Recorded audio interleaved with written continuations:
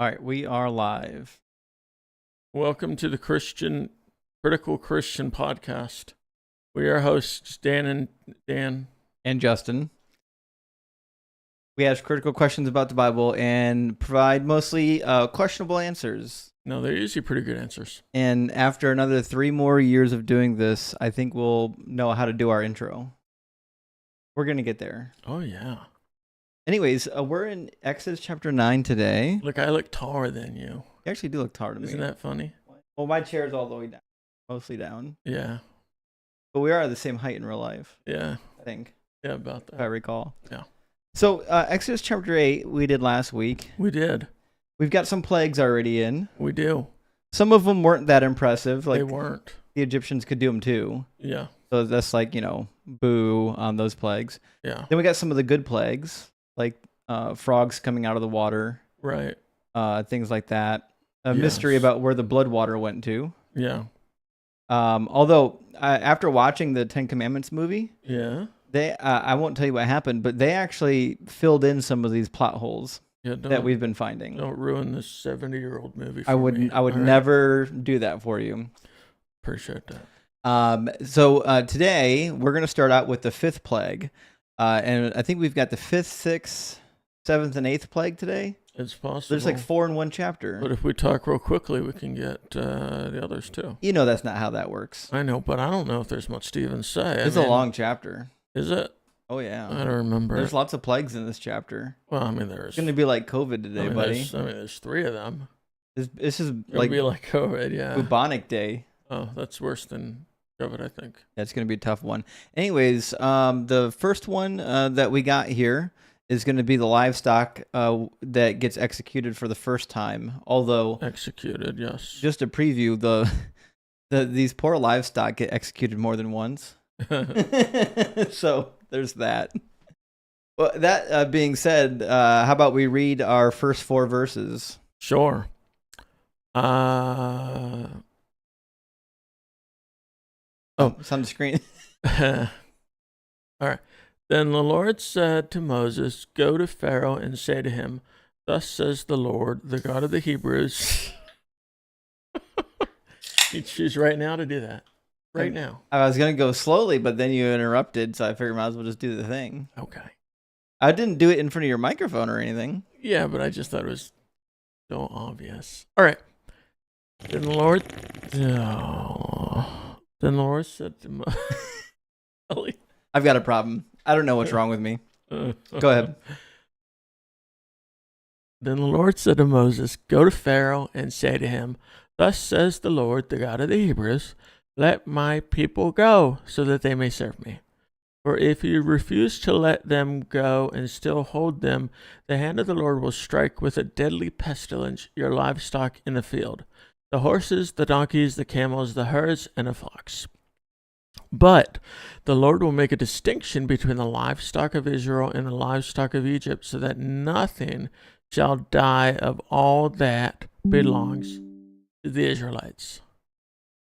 Well, that was nice of him. Oh, yeah. Preserve the Israelites this time. Oh, it was nice, actually. I'm glad he finally decided to make that distinction. Yeah. Yeah. Although, could you imagine? There is a distinction, right? But here's a hypothetical. Like, God made a distinction between their livestock and the Egyptians' livestock. Are we to assume that there were no shared livestock between any of the Egyptians and the Israelites? I'm not sure why there would be. Well, what I'm saying is it's pretty conceivable because according to the narrative, there's like 2.5 million Israelites, right? Yeah. That some of them were in business with some of the Egyptians. They probably owned some shared livestock, right? You think so? Well, sure. Why wouldn't they? Well, maybe it would have been taboo to go into business with a Jew. Well, that's what I'm saying. If you're an Egyptian and you wanted to go into the livestock business, you would go into business with an Israelite because remember, they were shepherds, which is why they were put in Goshen to begin with the other shepherds. Which means if these Israelites were planted in Goshen because they were shepherds and they were among the other shepherding people, what would prevent the Israelites from doing business with the Egyptians and then having some sort of shared livestock at some point. And I know that there's probably people listening to this right now thinking, but they were slaves. They clearly were not slaves in Egypt. That's way overblown. They owned livestock. They owned houses. They owned property. They were corvée labor. If they were actual slaves, God wouldn't need to make a distinction between the livestock, right? Because they wouldn't own any. Plus, if they were literally slaves, then all of their children would have died along with the Egyptian children in the last plague. Because remember, it was the blood over the doorpost of the house in which the angel of death knew which house to go to and which house not to. So obviously they're living in segregated different housing from the Egyptians. So they're clearly not slaves in the manner that people would think. So it's more like what we find in Deuteronomy chapter 20, where when you go to war against a town, you can settle without war by just imposing tribute upon them. You know what I mean? Yeah. But I just, not to beat that horse dead again, I just wanted, for people who didn't listen to our previous episodes, there's lots of good reasons to conclude that they weren't literal slaves in Egypt. They were more or less under a heavy tribute, which makes more sense of this, because now we can say, yeah, obviously God can make a distinction between the livestock of the Egyptians and the livestock of the Hebrews. Although I still think if we're putting ourselves in this time period, I don't see why there wouldn't be at least some of them that were in business together. So I don't know. It's hard to tell if that would be a normal thing or if they would want to segregate themselves. Yeah, we don't really know. I don't know if the Egyptians, were like, ooh, they're going to business with an Israelite. I guess it depends on how closely the Israelites conformed to Egyptian society. Because remember, even Joseph married an Egyptian wife and became, an Egyptian like anybody else. Now, did he marry an Egyptian wife because he fell in love with one? I mean, or was it just given to him? It's hard to read love into like these Old Testament marriages because we know in the ancient world, a lot of marriages. While a lot of them did love each other. There's also a lot of marriages that are more or less arranged or, pre-configured for the purpose of bearing children. I thought that's what happened to Joseph. They just gave him a wife. Basically, yeah.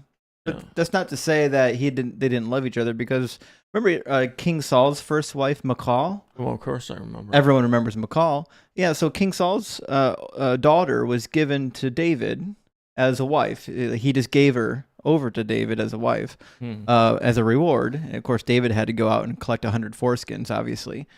But the thing of it was, the text still says that Michal loved David. You know what I mean? So I think there's room for. Does it say David loved her? We don't really get we don't really get the sense that was the case. And their marriage does seem to get strained later down the road. Like, remember when he's caught dancing undignified among the maidens of Israel, and Michal really gives him a dress down over it. And of course, he had a bunch of other wives. And of course, remember near the end of King David's death, he was. They went out to the land to find a beautiful young virgin to keep him warm in bed. That's the story of Abishag. Remember her? Sure do. Absolutely. So there's some reasons to conclude that even if they did love each other at the beginning, it cooled off. David kind of sucked. Dude, there's some things you could say about David. It's always weird when they say David was a man after God's heart. Right. And then I'm like, well, does God have a lot of sex and cheat on his wives? It's hard I don't know how that works. Yeah. If you're reading Samuel, the books of Samuel, it's hard to come to the conclusion that he's as awesome as they make him out to be, like in the book of Chronicles. But that being said, we'll get back to Exodus here. Yeah. Basically, what we're suggesting is we don't know to what extent the Israelites and the Egyptians would have mixed with each other. Yeah. So it's hard to know what God would have done if there were livestock ownership between Israelites and Egyptians. But I think he would have treated it like he did with Sodom and Gomorrah. If there are righteous among them, he would spare them. He wouldn't wipe away the righteous along with the wicked, right? Never. I mean, he's going to for sure here in a little bit. But that's the hermeneutic that Genesis lays out, at least. Well, that is what hermeneutics are, so that makes sense. Exactly. All right. Any other thoughts? Never.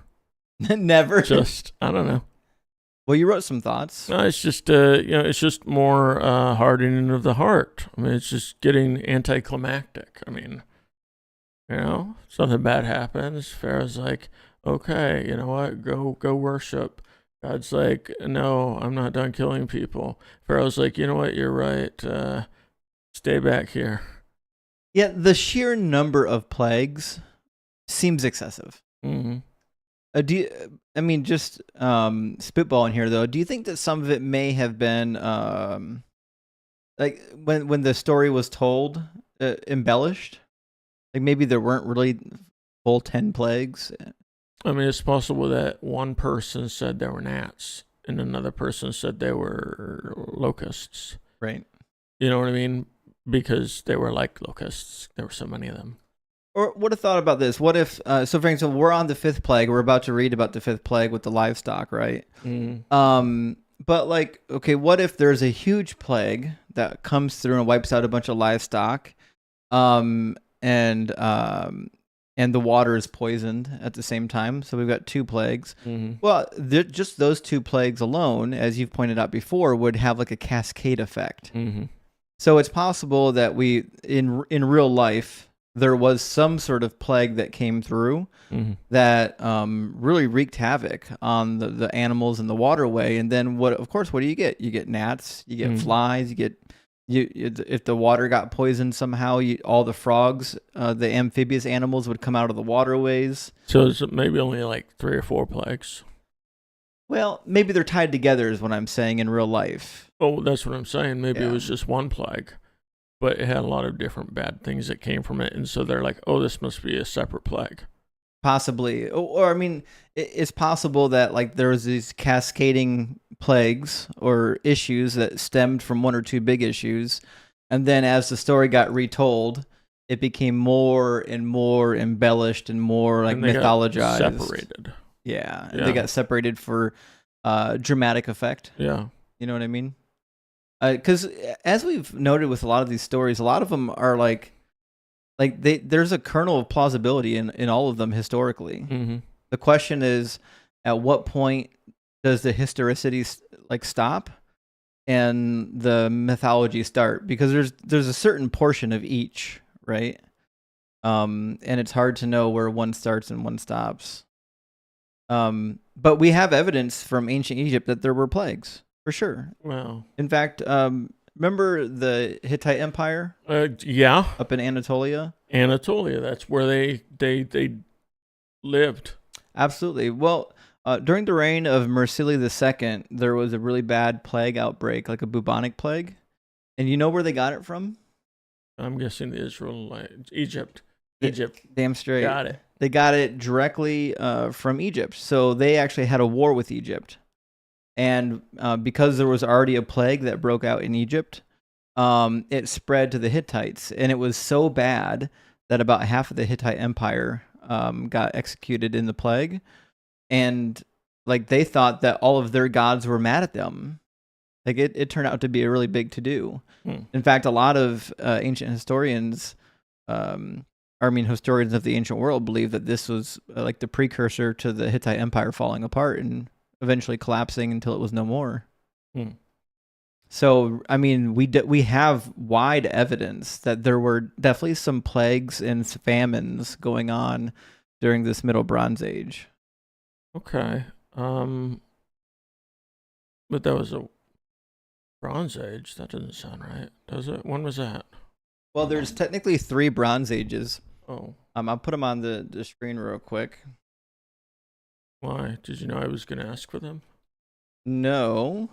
Okay. But for edification purposes. Okay. Let's see. I bet there's a graph actually that we can pull up that'll show the different Bronze Ages. Maybe on Wiki. There we go. We got a graph, a chart on Wiki that I think will take care of it. There's let's see. That's just a classic Bronze Age. There we go. This is the chart that we want right here. And it might not be readable for some. I'll try to make it as big as possible. There we go. So at the top of the graph, you've got EBA, the early Bronze Age, EBA 2, EBA 3. So these are all early Bronze Age. And then it goes all the way to the 5th. Now, the middle Bronze Age starts around the time of Abraham. And the middle Bronze Age runs all the way up until right when the Exodus is about to happen. So the Exodus is right at the break between the middle Bronze Age and the late Bronze Age. If the Bible is to be believed, then technically the Exodus would have been in the late Bronze Age 1, around 1450. So, unrelated to this, but kind of related. So you said that we have proof that there was a plague around that time then. Yeah, the plague of Mercilli. Do we have other proof of these other plagues? Or yeah, so there's actually a text, and I quoted a little bit from it last week when we were talking on the plagues. There's a text, and I can grab the name of it from ancient Egypt, where there's basically somebody complaining that their country is kind of falling apart. Okay. Let me grab the name of that text real quick. You can find that text in the volume Context of Scripture, and you can also find it in ancient Near Eastern texts relating to the Old Testament. And I think let's see if I've got it written down. I don't know where I put that note last week. But nonetheless, there are Egyptian texts that refer to the rivers turning to blood. What?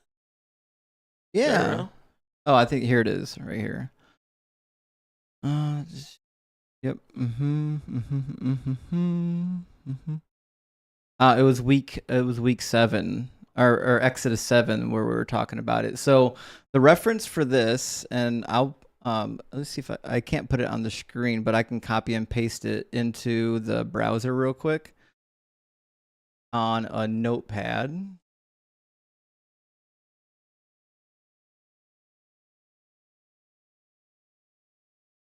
Yeah, I'll do an online notepad real quick. There we go. And so this is a snippet, of course. Yeah, no one can read that. Sorry. There we go. So this is a snippet of a really interesting text from Egypt, and you can find this in. There we go. That was a little bit more readable. This is in ancient Near Eastern texts relating to the Old Testament by James Pritchard. And the quotation that I pulled out, the person lamenting the situation is saying, "Why really? The river is blood. If one drinks of it, one rejects it as human rejects it as human and thirsts for water." And the name of this particular lament is called the Admonitions of Ipu I think I just wrote that by accident. But it's on page 441 in the ANET series. And I bet if you just plug that title in online, you can find a free copy of it somewhere. Yeah, so like on worldhistory.org, they've got a copy. Why so many pop-ups? Literally all they want to do, I don't want to take your survey. So that's actually the manuscript right there from ancient Egypt that we just read in English from. And they've probably, at the end of this post, probably have the whole thing shown. Yeah, look at the whole thing here. You can read it for yourself on worldhistory.org. It talks about all the blood and the violence that was happening. So, for example, in this section right here, this is one person's writing, or well, whoever wrote it, I don't really know who wrote it. But it was written around the same time. I don't know when it was written, but I bet this website will actually have it listed. This one's actually prior to time of Moses, possibly. So it says The Admonitions of an Egyptian Sage is a literary text dated to the Middle Kingdom of Egypt. So it would have been prior to the Exodus. So this would have been about, 300 years prior. It says the only extant copy of the work preserved on the Papyrus, Leiden 344, dates to the New Kingdom. So the papyrus that we have that records it is from Moses' time period. And a little bit after, but it's recording events that happened in the prior kingdom. So,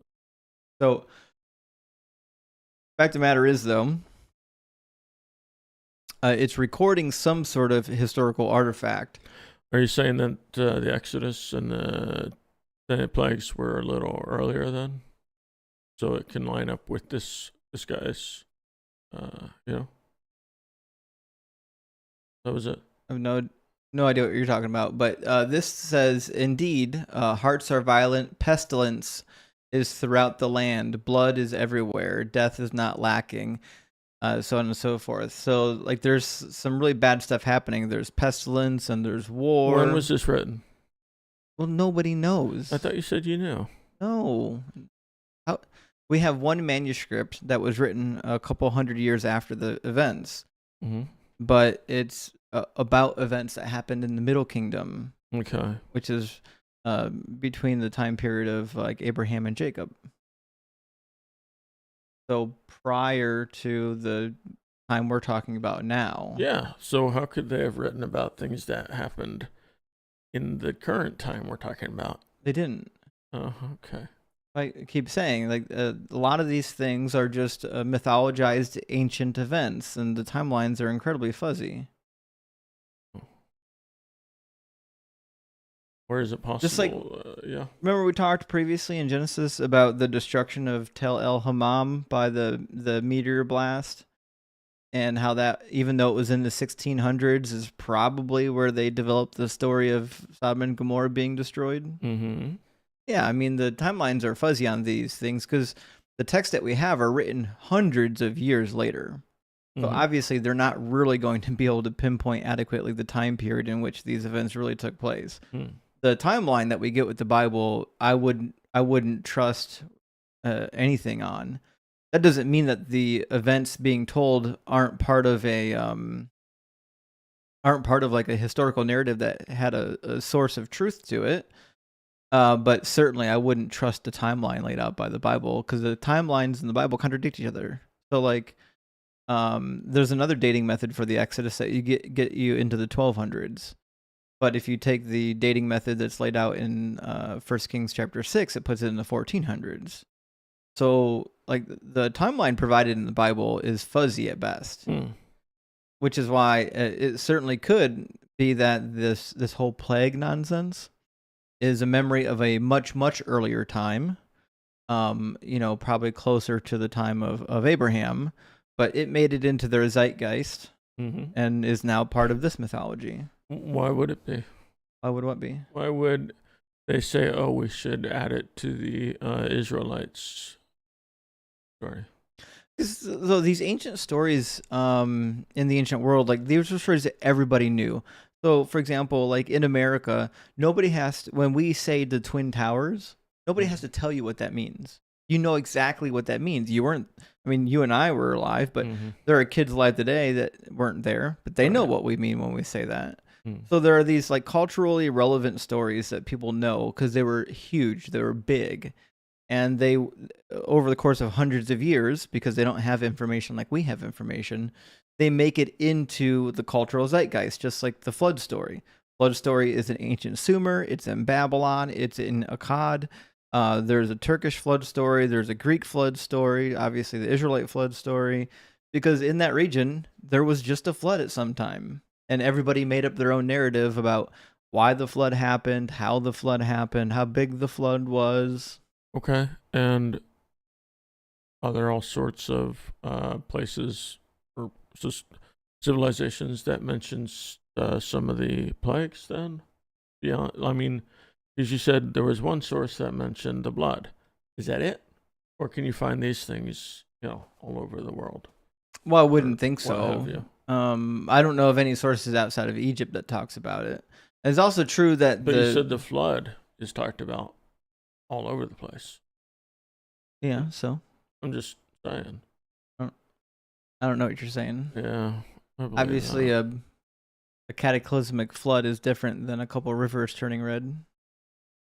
I don't know. It seems like a big deal. Some rivers turning. Well, but to the point here, we don't know if this is a metaphor either. Like, so in the text it says, "Indeed, the river is blood, yet men drink of it. Men shrink from human beings and thirst after water." Are they literally saying that the water turned to blood, or are they saying that there were so many dead people that even the waters turned to blood? You know, I mean, there's some questions here. All we know is that there was a time period here where there was a pestilence outbreak, there was a plague, the waters might have been poisoned, and this could be part of the cultural memory, because at this time period, and for a huge time period until like 1170, like we make a distinction in the modern age between Egypt and Israel, but they were all owned by Egypt. The whole damn thing was all Egyptian territory until the collapse of 1170. So, like, there's no reason why the people living in ancient Palestine wouldn't have shared cultural memories with the Egyptians, because they basically were the same people group for a long time. But why would you have stories of plagues and then stories of, the Israelites and Moses and leaving Egypt and all that? Okay. You have these two different things. How could they get combined? Because somebody wrote about it hundreds of years later and they wanted to make it sound like really awesome. Like, hey, remember all of those plagues? God did that. You know why God did that? Because he was mad at what they were doing to us. Yeah, but they would know that the plagues did not happen at the same time. They wouldn't know that hundreds of years down the road. What do you know about Abraham Lincoln? Beard. Oh, nice hat. That's it. I mean, if somebody told you a story that happened during Abraham Lincoln's lifetime, are you going to be able to tell them that no, it didn't happen? Of course not. You can just make stuff up. They don't know what happened hundreds of years ago. But so what you're trying to say is this whole thing is just made up by somebody who wanted a nice little, story. No, what I'm saying is there were some historical events, and the historical events led to mythologized legends about what actually happened. You know what I mean? Like, something happened. Obviously, we can't know exactly what or exactly when, but something happened, and then they built a whole mythology around it. I mean, obviously, 2.5 million Jews didn't run off into the Sinai wilderness and then split a Red Sea. That's crazy. You don't think? There's zero evidence that 2.5 million people were living in the desert for 40 years. Really? Yeah. Zero evidence. Zero evidence. How many were living there? Is there some evidence for that? Hundreds of Bedouins, maybe? That's about it. I mean, if there were 2.5 million Egyptians that lived there for an entire generation, then when we excavated those areas, we would expect to find a slew of remains. We find nothing. That's a lot of people. Yeah. They're going to leave something. Well, okay. So you're trying to say this is all fake? No, I'm saying it's embellished. Well, pretty much the same thing, isn't it? No.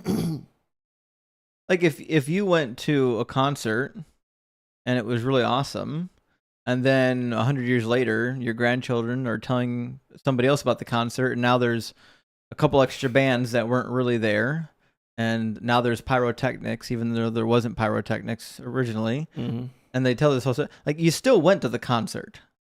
It just happens to be that there are some additional details that got added on. Well, so instead of 2.5 million Jews, there could have been how many? Oh, I mean, no one really knows, but I mean, like, a lot of scholars posit that the majority of the people migrated out of Egypt into Judea,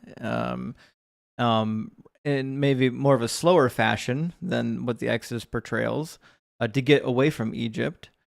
It could have been the Hyksos expulsion that happened near the 1600s. That's an option.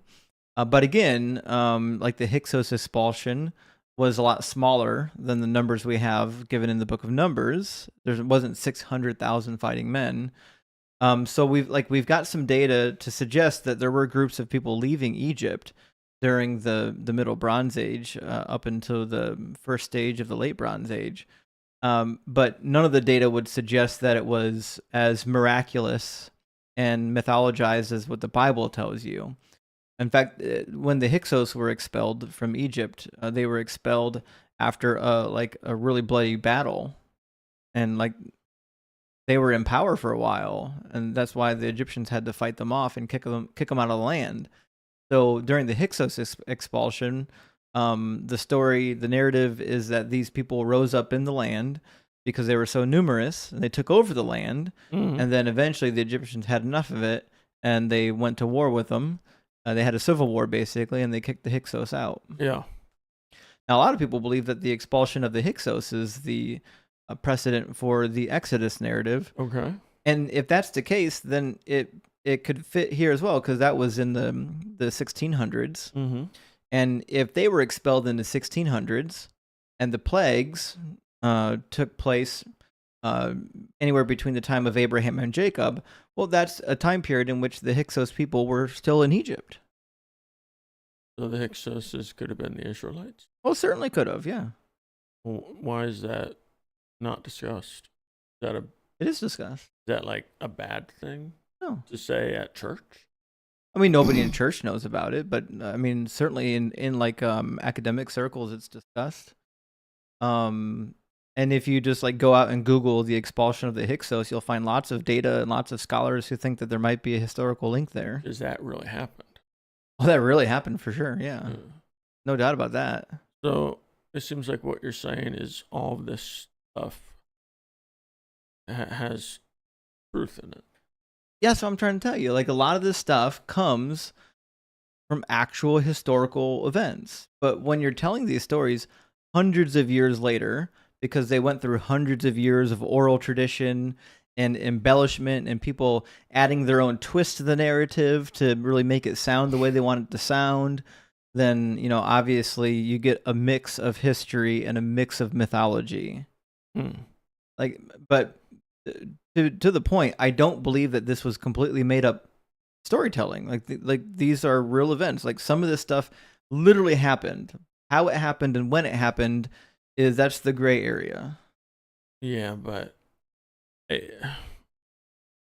some of these stories are very important, integral to the faith, right? I don't think so. I mean, Moses saying, "Let my people go," and then lead them out to the wilderness to find the promised land and all that. I mean, Moses is important. Whether or not there were 10 plagues, no one cares. I care. I mean, Paul cared because Paul mentioned it in Romans chapter 9. I mean, obviously, the New Testament authors would have taken these Old Testament stories to be 100% literal. Okay. Although not all of them. There were a classification of Jewish and Christian people who thought they were metaphors. That was a real thing. But that being said, like the intention of the original authors, do we think that their intention was that they're telling a literal, honest to God, one-to-one fact, or did they think that they were telling, well, this is the historical narrative as was handed to me, and that makes sense. Like if you told a story and your brother told a story about the same event, are they going to be identical? And let's imagine that you tell that story to your child, and that your brother tells that story to his child. Are they going to deviate even further? And so when we pass these stories down further and further, obviously they deviate further from the truth, but that doesn't necessitate that there wasn't an actual historical event at the beginning. I think, the fact that Paul took all of these things to be literal, I don't know if that matters. I don't know if that means anything to me, at least, because it's not like we have Jesus in the New Testament claiming that these things are literal hard facts, other than the fact that Moses was real and that Moses gave laws. But even Jesus kind of follows Jewish tradition rather than biblical tradition, saying that Moses gave the laws and not God. Obviously, in the book, God gives the laws. But in extra biblical literature, later on in Jewish history, the story is kind of retold. And in the retelling of the story, it's actually a combination of the angel giving the laws, the angel of Yahweh giving the laws, and Moses giving some of his own laws. So even Jesus, every once in a while, plays a little bit loose with the historical narrative, basically using biblical history and extra biblical history. Oh boy. All right. So like, if you want to stick to like a really hard biblical literalism, you're just gonna find tons of problems. There's so many contradictions when you stick to hard biblical literalism. Like every single word is inerrant in everything it says. Yeah. That's an impossible position to hold to because there's too many things that contradict each other. Yeah. You know what I mean? Love to speak to an errantist and just ask them all these questions, right? Not many of them in academia. And even my first Old Testament professor, Eugene Carpenter, he considers himself a biblical inerrantist. But if you press him on it, even he will tell you, he'll say, like, well, the Bible is inerrant in everything it teaches. It's not inerrant in every single word, which is a little bit different. And then other people like John MacArthur, which he doesn't have a real PhD. He's a liar. He's a faker. But he's knowledgeable still. Yeah, even John MacArthur, a conservative, would say, well, only the original manuscripts were inerrant when we don't have the original manuscripts. Okay. So even he's trying to give some leeway here, suggesting that, hey, like if we actually had original manuscripts, these might read quite a bit different. And that brings up another good point, because the manuscripts we have for the Exodus, come 800 years after the fact. The earliest manuscripts we have for the Exodus is part of the Dead Sea Scrolls. Mm-hmm. We've got one fragment, actually two fragments from the 6th century that quotes the Book of Numbers, but it's hard to know if the Book of Numbers was well established in the 6th century or if it was just a saying from that time period that is also in the Book of Numbers. So anyways, but if the oldest textual witness we have are these silver amulets from Ketef Hinnom in the 6th century, it's still 900 years after the fact. Right? So the question has to be asked, like, if something was written down during Moses' lifetime, would it look like what we have today? And I'm inclined to think the answer to that is no. It would look very different. Okay. Right? Yeah. So that was a lot. Yeah. Let's get into the plagues. Okay. Yeah. I didn't know we were going to go on that rabbit trail, but here we are. That's what we do. That's why we can never do 2 chapters in a week. That's right. Or 5. Oh, let me put the right verses on the screen. Okay. 5, 6, 7. All right. Is that a bee? It's like some weird looking bug. That's a weird looking. This is a bee fly. See, look, it's right there. I've actually never seen that before. That's what I'm saying. I don't know what it is. He's got like wings on his butt. Where's the electric shocking thing? I have no idea. You'll be all right. Just read. It doesn't bite. Well, you don't know that actually because you don't know what it is. I'll save you. Very well. I had it up here. I thought, okay. I think you'll be okay. We'll see. All right. Number 5. The Lord set a time, saying, tomorrow the Lord will do this thing in the land. And on the next day the Lord did so. All of the Egyptian livestock died. Oh, Egyptians' livestock. But none of the Israelites' livestock died. Pharaoh inquired and found that not even one of the Israelites' livestock had died. Oh, wait, but the heart of Pharaoh was hardened. And he wouldn't let him go. I don't care about this anymore. This could have stopped at the 3rd plague. Or right. 2nd, or just, I don't know. Yeah, I don't know. But it's more dramatic when you have the plagues, and then the Pharaoh hardening his heart, and then Moses warning him again, and then I mean, it's like I understand drama, but eventually it's not drama. It's you going, okay, can we wrap this up? But how is Charlton Heston going to make a 3-hour movie if it was just like 2 plagues? They could have figured it. Don't you see that this is all part of God's greater plan? To have a movie by the To make sure, Speaker of the NRA. Was he really? Yeah. I didn't know that. He loved guns. Really? It's true. It's all true. I believe it. Okay. That was a different time period. Yeah. Everyone loved guns back then. There was movies about people with. Remember? Do you ever watch? Shoot, there's this goofy guy that had a shotgun, and then he would like rapid fire it from the hip, and it was the goofiest show because there's no way you can hit targets shooting from your hip. Was it a comedy? No, it was a real. It was one of those Wild West gunslinger, shoot 'em up old timey Western films. Just like a Clint Eastwood or something. Yeah. What the heck was that guy's name? I'm Googling it. Western series with guys shooting shotgun from hip. It wasn't a great show, but a lot of people. Oh, Rifleman. Obviously. Never heard of that. Okay. Yeah, the name of the show was Rifleman. It was atrocious. Hmm. I mean, it wasn't good. But for its time period, people liked it. It was a classic shoot 'em up. Everyone loves a good shoot 'em up film. All right. That's wonderful. I mean, I don't like them. Yeah, I don't like guns either. All right. Right. Oh, yeah, the plagues. We're talking about plagues. Yeah. Yeah, so the livestock, they're all dead. All dead. When it says all, do you think it means all? That's what the word all means. You would think so. Cool. But as we're going to see, even I think within this chapter, there's more livestock that aren't dead yet. How long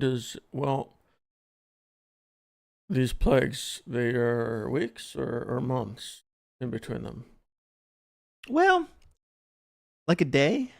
2 days, really? 3 days? Yeah. So they couldn't grow more livestock. Bring them in from out of town. Right. Stuff like that. Yeah, we'll talk about possible solutions to the multiple killings of the livestock here when we get to the next killing, because it's worth going over. All right. But there have been some proposed solutions to this problem. Okay. I don't know if they're good, but we'll talk about them when we get there. But so Pharaoh's super hard, and now we're on the plague of the boils, which means it's not going to get any better. No. Yeah, let's grab the next couple verses here. Then the Lord said to Moses and Aaron, take handfuls of soot from the kiln and let Moses throw it in the air in the sight of Pharaoh. So in the previous miracles, did Moses or Aaron need to do anything in particular to cause these plagues? I mean, I guess for the blood, he had to go to all the areas right? Yeah. What about the gnats, the flies? I think he stretched out his staff and the dust became gnats. Wasn't that what happened? That's okay. I don't know. I was just wondering why he had to take the soot, and turn it into boils. It is weird, right? Because what the dust becoming gnats made sense because there was like a metaphor there about how there were so many gnats that they were compared to like the dust of the earth, right? Yeah.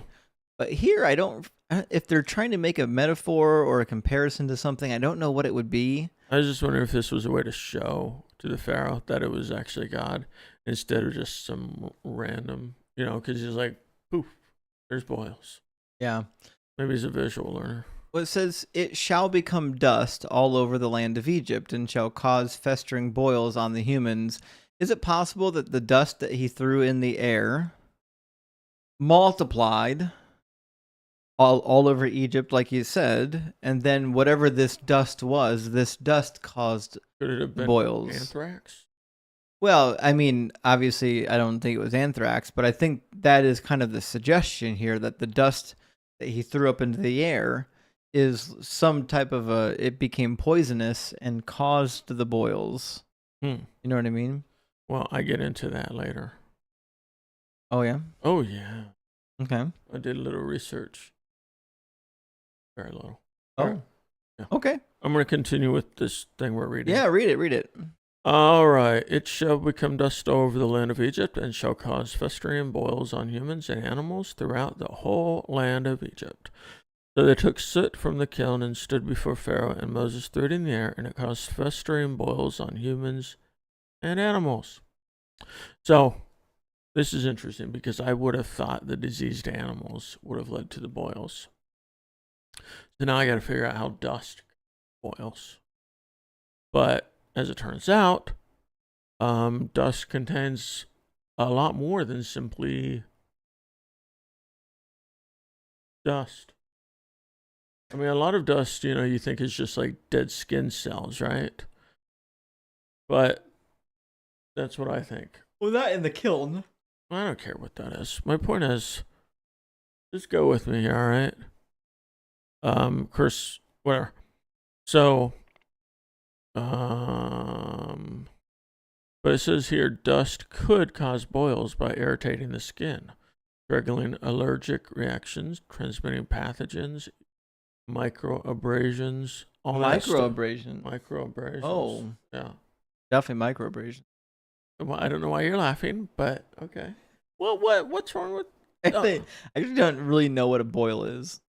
You don't know what a boil is? Like I kind of know what it is, but I don't really know medically what it is. Like, is it?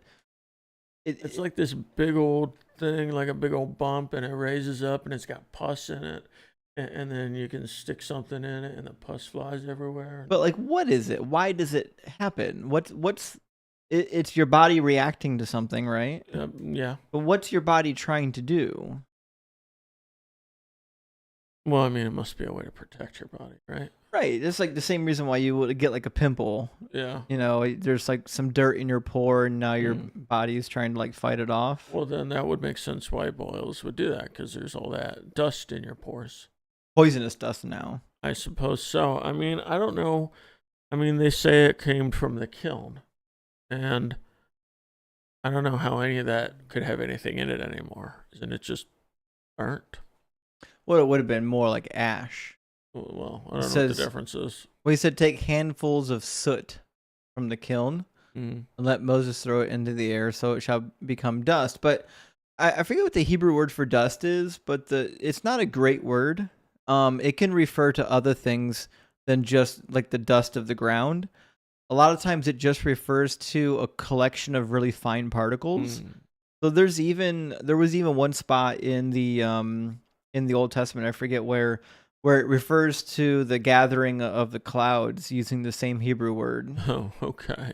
So like there's this idea typically that it just refers to the dust of the earth, but it can be used idiomatically to refer to things that are like just a very large collection of tiny particles. Okay, so say it is soot from the kiln. It's just soot from the kiln. So yeah. I don't think you can. I mean, I don't think you can get sick from soot, right? I mean, if you breathe it, breathe in the soot. Sure, if you breathe it in, but that's not going to give you boils. That's just going to kill you or something, right? I don't. Oh, you're not allowed to say that word, are you? Well, on YouTube, it's okay. Oh, okay. TikTok, they lose their minds. The AI police will not like that at all. Okay, on a live view. That's right. Yeah. I mean, but if you breathe it in, I mean, that's, pneumonia probably, right? Yeah. But again, you don't usually get boils with pneumonia, right? I've never gotten boils or pneumonia from soot. Oh, I've gotten boils, but not from soot. Right. Those things got to be lanced. Wait, what? What? You lance boils so that, you get all the pus out of them.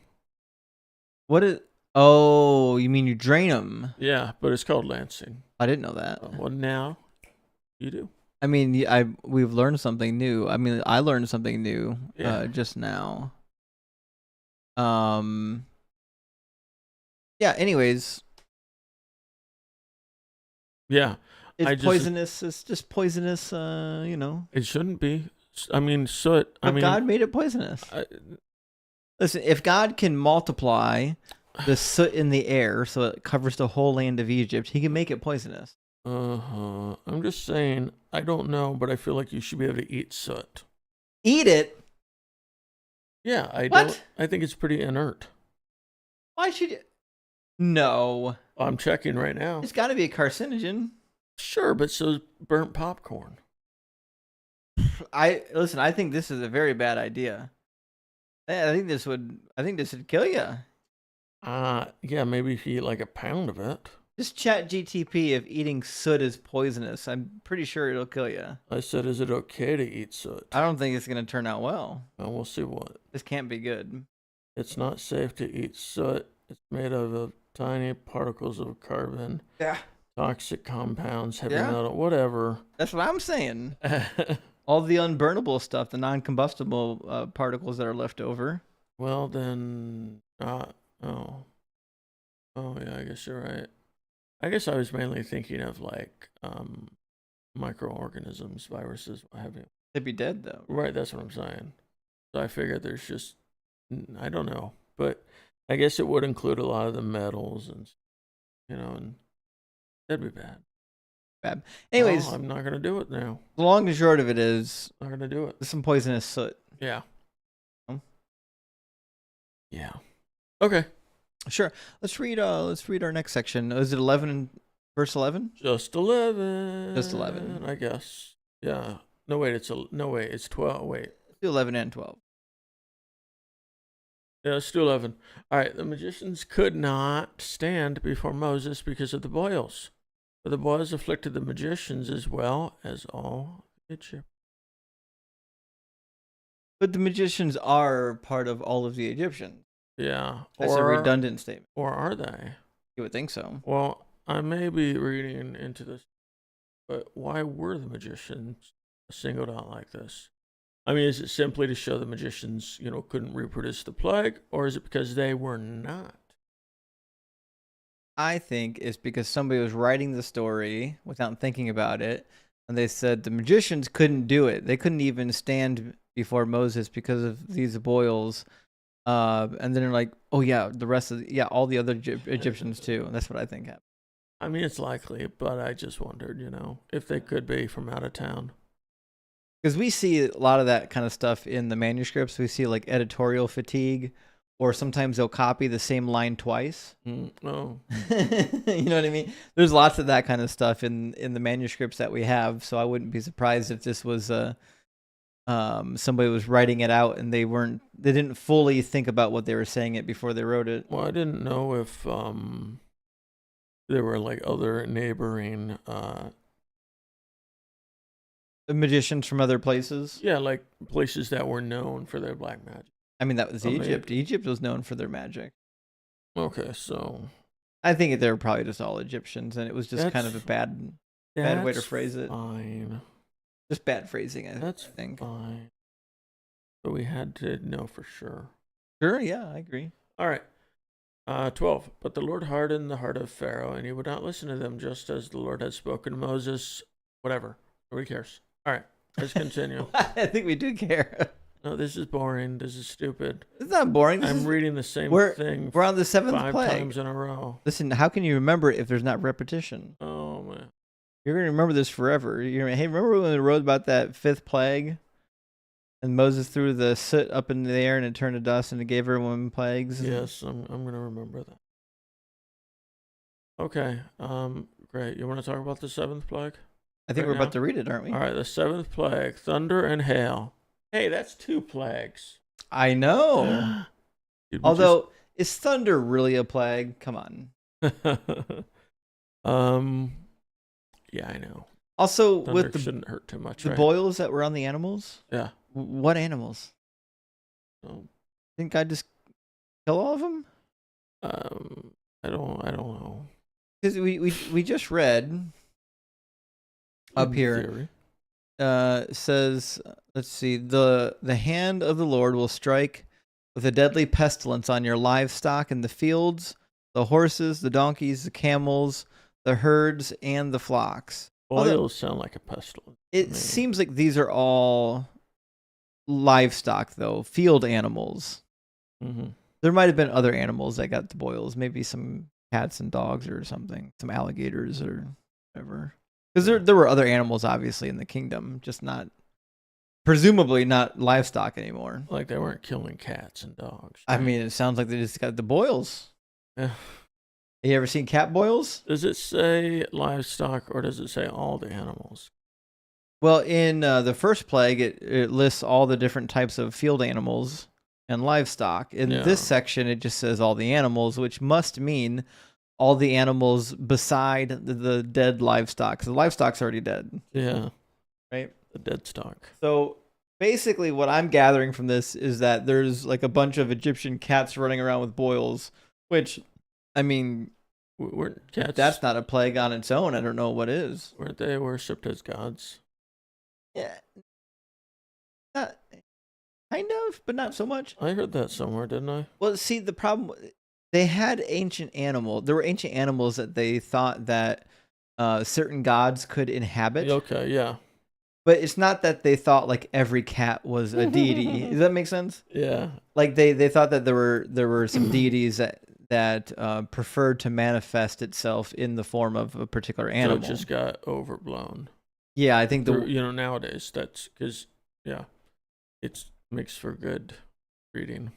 Right. I don't know. Right. It's not like how the Hindus are with cows. You know what I mean? Like they don't think that every cat is sacred. Yeah. I Hindu thing is crazy. Pretty wild. That being said, if there were house pets and whatnot, yeah, we assume that these are the animals getting the boils. That's sad. So imagine being an Egyptian at this time period, and your poor little poopsie got boils. What a terrible situation. Yeah, that really is just a plague all in itself. If my pets got plagued with boils, I mean, yeah, I'd be beside myself. It would be sad. Terrible. And what if they did have like pet cats back then? Oh yeah, for sure. Really? They just had to make sure they weren't inhabited by a god. Taking them in, maybe. In the ancient Mediterranean, some people even kept pet alligators. Yeah. It was harder, but they did it. I don't know why you do that. I bet they all just died eventually, right? Well, it was a sign of power for like the rulers of the individual locales. It was like a symbolization of how awesome they were. Doesn't seem like it's a pet if you got to keep it chained up at all times. I mean, it's not like they, went in there and cuddled with it. No, I agree. A pet is a loose word. I mean, they kept these wild animals pretty loose. Yeah. As like a symbol of their authority. Could have just kept like tigers then. Well, some of them did. Right. I'm just saying, those are more impressive than alligators, right? Didn't you watch Aladdin? Uh-huh. There you go. That's all the proof you need. Oh, actually, that's an interesting point. See? Yeah. Have we learned nothing from Raja? Was it Raja? Raja, yeah. Yeah, of course. Because he wasn't chained up or anything. Oh, no, because tigers and lions in the movies and the cartoons aren't as dangerous. They're your pets. Which is a good thing that we're teaching our children you can have pet tigers. That is one of the good things, yeah. Because that would never backfire. Ever. I think we were supposed to read something. Did we read it yet? Maybe? I think we were reading 13. Yeah. Indeed. Yeah. Indeed. By now, I could have stretched out my hand and struck you. Wait, what? What are you reading? I think we missed one. We want 13, right? Oh, yeah. I don't know why I thought it was 15. Okay, that was weird. Okay. We're going to get there. All right. Then the Lord said to Moses, "Rise up early in the morning and present yourself before Pharaoh and say to him, 'Thus says the Lord, the God of the Hebrews, let my people go so that they may serve me.'" How do you think Moses rose up early? Is it just that they all woke up early because of the sunrise, or? Yeah, that actually brings up a good point. See, I'm guessing a lot of events basically happen whenever enough people show up, right? Yeah. So when I was married, my ex-wife was Egyptian. Yeah. There's a big joke about people being on Egyptian time for her family gatherings and whatnot, and that basically means they'll be there anywhere between the time of arrival and 3 hours after that. And that's so common in many cultures. In fact, I went to a couple Egyptian weddings, where people literally came at they showed up for the end of the wedding, because they couldn't get there. They just wouldn't be there on time because it's just the way the culture was. But to the point, a lot of these ancient cultures, they were up a lot of times with the sunrise, because how hard is it to sleep in the ancient world past sunrise? Probably pretty hard. Yeah. But the animals are waking up, the kids are awake. I would imagine it'd be difficult. But if that's the case, if it's the sunrise waking them up, maybe it would be safe to assume that there's a particular season we could nail the Exodus to. Whatever season would have the sun rising early in the morning. Okay. As opposed to later in the morning. Mm-hmm. Just some thoughts. Doesn't really matter, right? All the seasons are hot. Dude, they're right? All hot over there. I wouldn't survive. I'm sure you'd be fine. I need some fine linen clothing to protect my skin. That's right.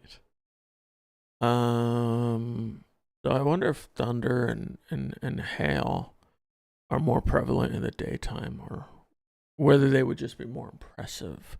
I mean, it gets colder at night, so maybe they've had hail before. What hail? What? What are you talking about? The seventh plague? We didn't read the seventh plague yet. On verse 13. I know, but I'm reading a part of 13. Commenting on the next verse? No, I'm commenting on the one before it. There's no verse about the plagues yet, about the seventh plague? Yeah, but I'm talking about it. Commenting on the paragraph heading?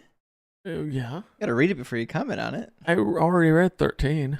Well, 13 didn't say anything about the plague yet. Oh. It says they rose up early in the morning. We haven't read about the plague. Are you sure? You gotta read the plague before you comment on it. Oh. Let's just read verse 14. Fine.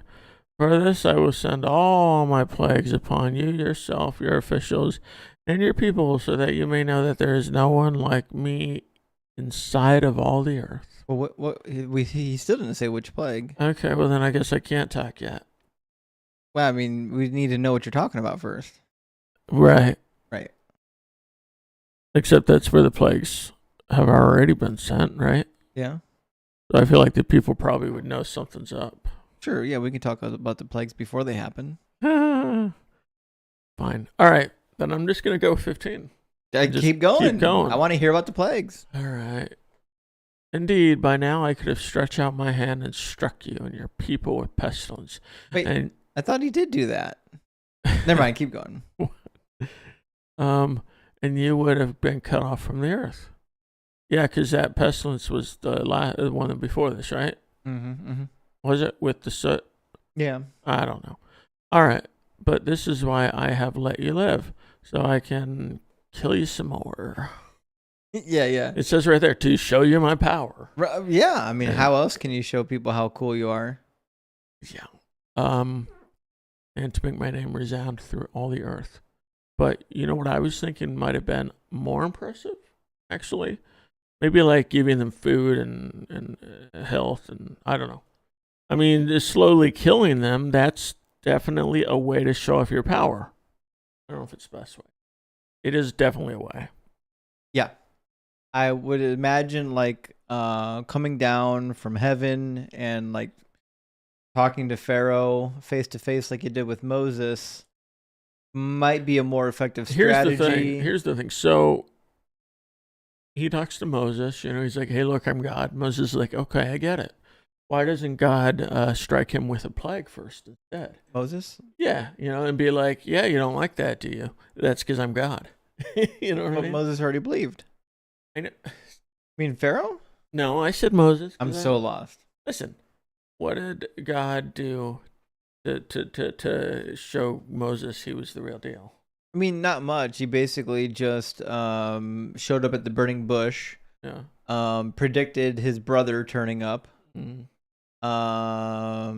That's what I'm saying. Why didn't he just cut to the chase and give him a plague or something, and be like, it must be me? But Moses already believed it was him. Yeah, but not originally.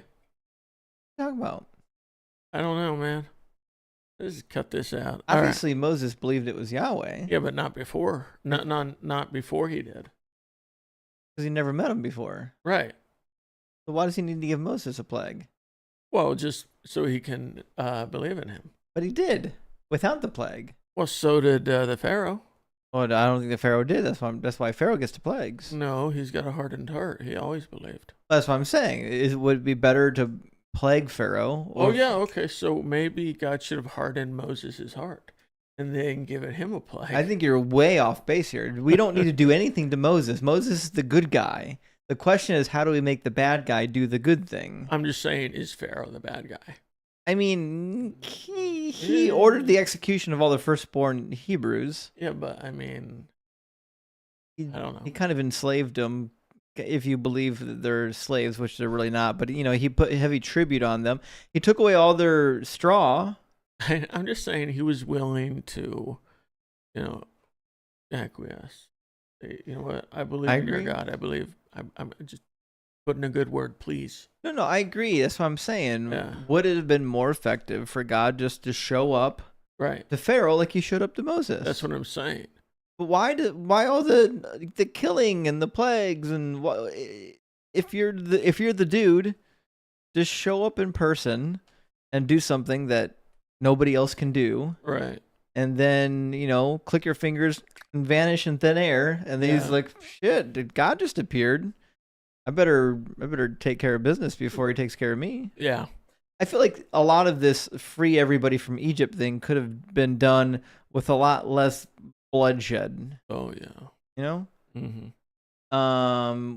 Which I think it goes back to what we were talking about before.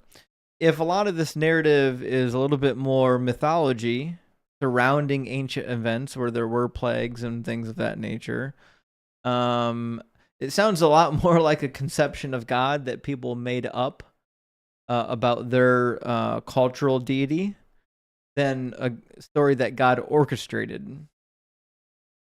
Like, this is what something would say about their God if they were telling this story in retrospect, as opposed to God deciding what the narrative was actually going to be.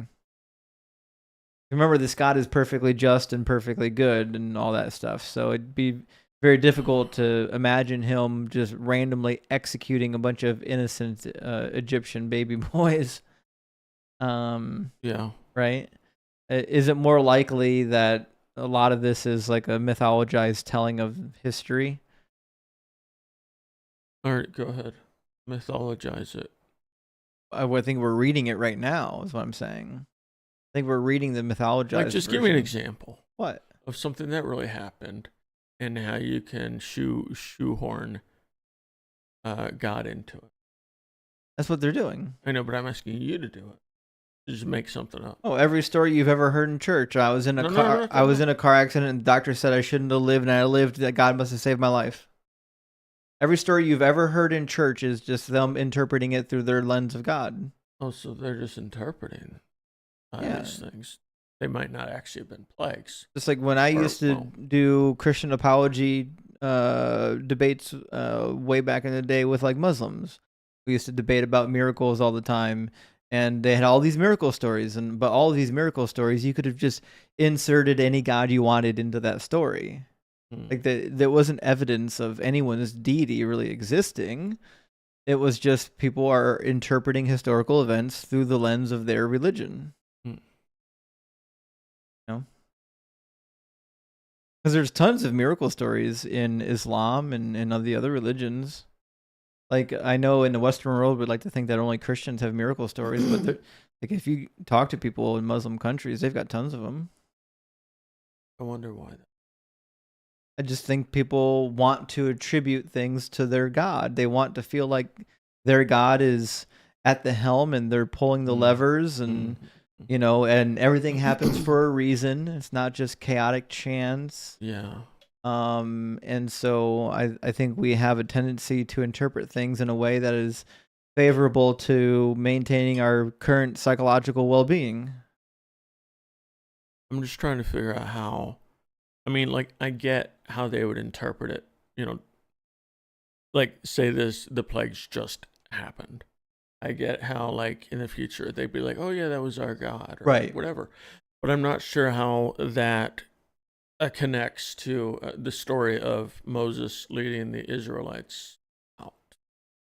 What do you mean? Was that just another story and then they connected them together, or did the plagues happen and they're like, well, we better create a whole entire story out of it.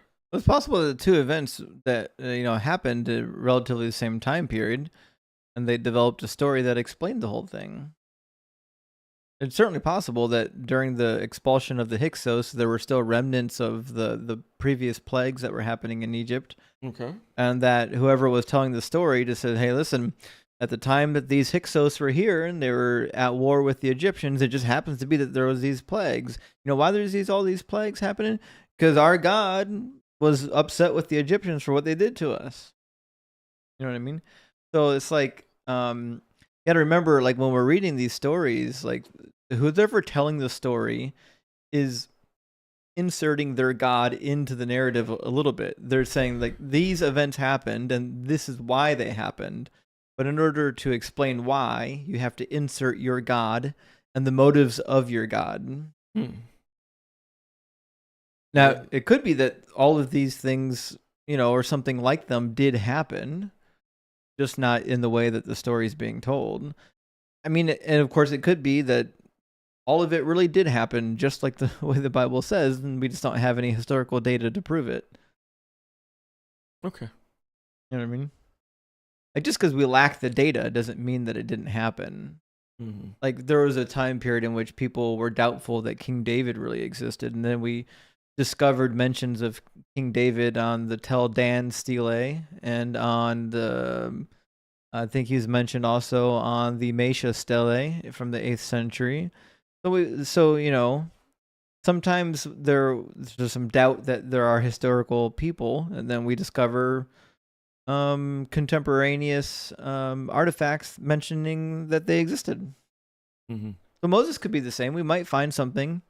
We might dig something up eventually that is from Moses' time period that kind of mentions what's happened. Because it seems like what you're trying to say to me is that right now you think these plagues happened in the Hyksos, is that what they were called? Yeah, I'm saying well, they were kicked out of whatever the point is. You're like, okay, so now let's make a character up named Moses and make a little story. Well, we don't know if Moses is completely fictional. Like, there very well could have been a leader of the Hyksos named Moses. Mm-hmm. You see what I'm saying? He could be a historical figure. It just might not be that the story being told about him is entirely historical. Just like when, like if you had great grandchildren that told a story about you, Mm-hmm. if the story deviates from reality, it doesn't mean that you didn't exist and that you didn't do the thing. It just might be that the story says a couple things that are either untrue or they were embellished or they got the details wrong, things like that. So like it's perfectly plausible that there was a leader of these Semitic speaking people that left Egypt and his name was Moses or something similar to Moses. And we find among the people leaving Egypt, if you look through the genealogies of these people, there's Egyptian names in there. So it's like there seems to be some sort of historical textual witness to this narrative. It seems to have some historical basis.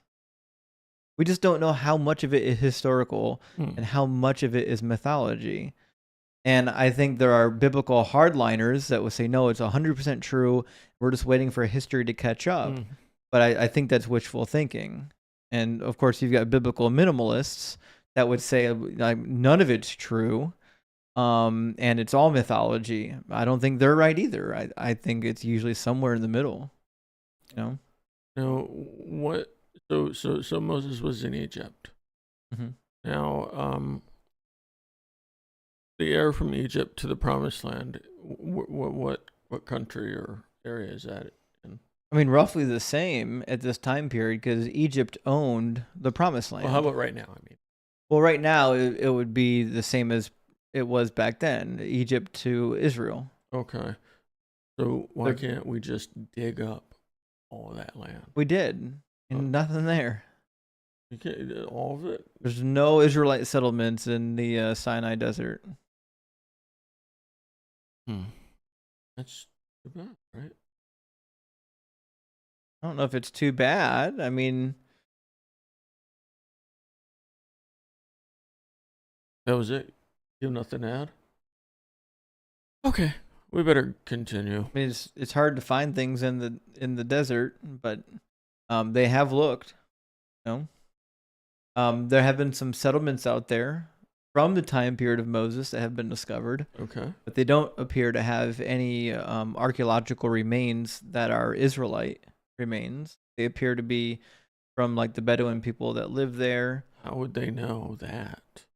Oh, well, quite easily, yeah. So Israelite like pottery and food remains were pretty specific. Okay.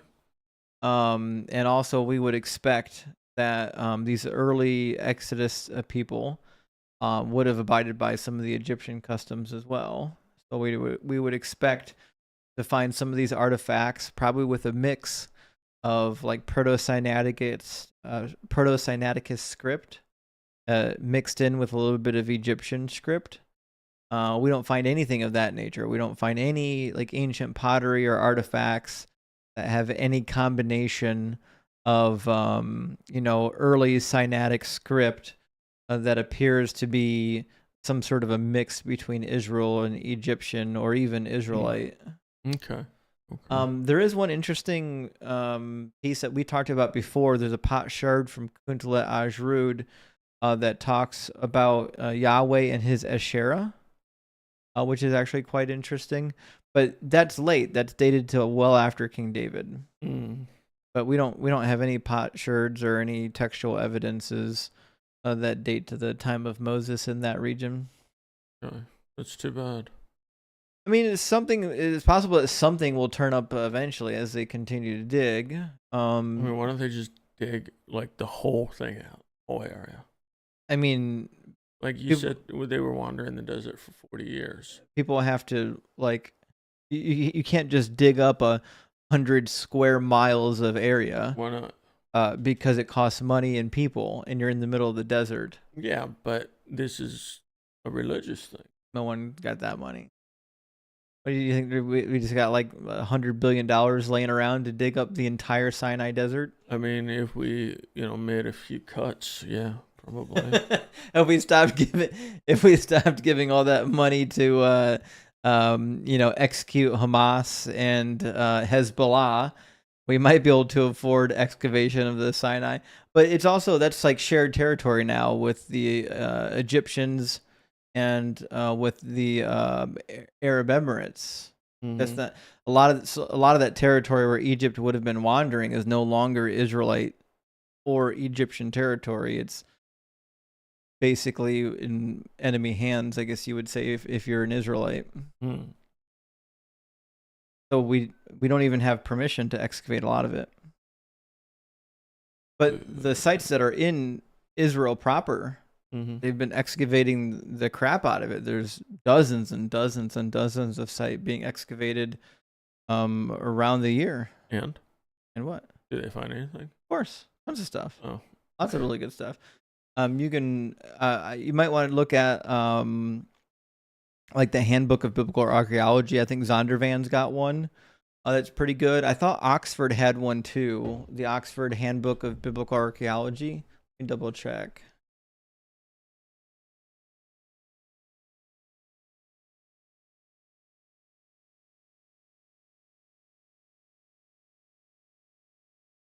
Yeah, this is a good one. I think you'll like this one. Oh, this is for early Christian archaeology. We didn't want this one. There's a couple of these handbooks. This is a decent one, the Oxford Handbook of Early Christian Archaeology, but that's not the one we wanted. There's another one.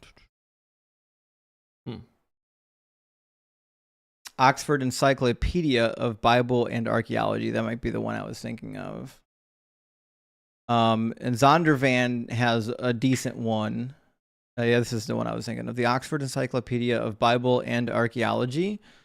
I would definitely recommend that. And then Zondervan.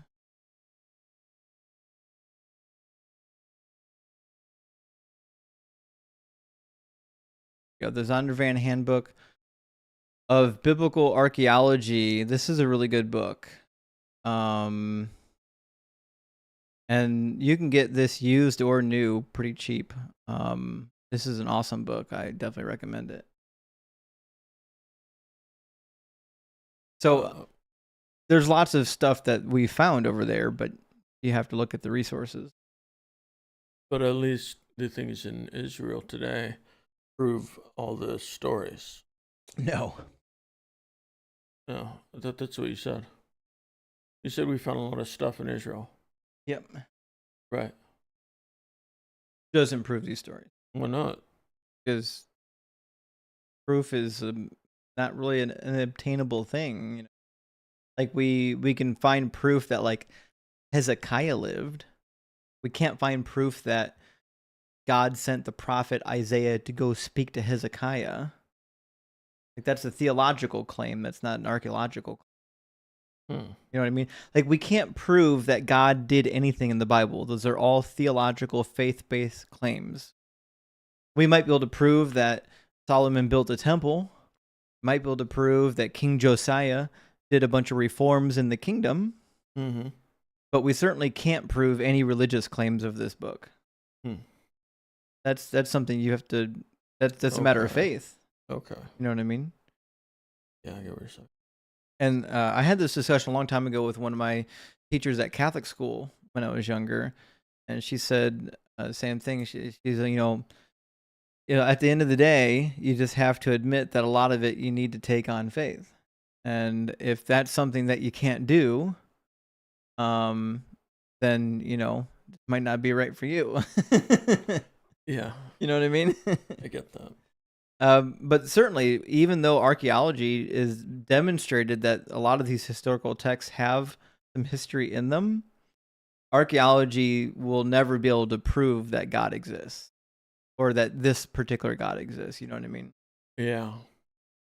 That's something that's between you and God. Still, it's nice to see that, pieces of the story are real. I agree. Yes. It's good to see that we've got like solid evidence that there were wars between the Eastern Israelite tribes and the Moabites. Yes. The same way the Bible says. Yeah, because it's easier to believe the stuff that you can't prove that. Right, and we have really good evidence that the Moabites existed and that they did go to war against the Gadites and some of the other Israelite tribes in that area. So, like especially in the historical books, we've got a lot of confirmed data. It's just like we talked about earlier. It's these earlier stories of the Bible that are incredibly difficult to find historical data for because they happened so long ago. And because they were probably writing on clay pots, and they weren't writing full text. They're just like, slogans, basically. And they would have been writing on papyrus. And how well do you think papyrus preserves? I'm going to guess not very well. Not great, yeah. And so, like, we've got a lot of texts from the ancient world that were on, like, clay tablets. But we don't really have evidence that the early Israelites were writing things on clay tablets the way that the Akkadian people were. Okay. So if they were writing stuff down, it's probably lost to history. If we find any of their writings, it will most likely be on the remains of their artistic works, like their lamps and their clay pots and their bowls and their plates and different things like that. Okay. Or like the silver amulets from Ketef Hinnom, but the quotation from the Book of Numbers. Yeah, they're silver scrolls, and they were etched with a sharp knife point. I reckon those last a while. Exactly, but they're just little necklace amulets. So obviously, I don't know why they didn't just start with stone. Well, they had papyrus. I know, but stone lasts longer. Well, here's the thing. If you read the book of Deuteronomy and the book of Joshua, the laws of Moses were written on stone.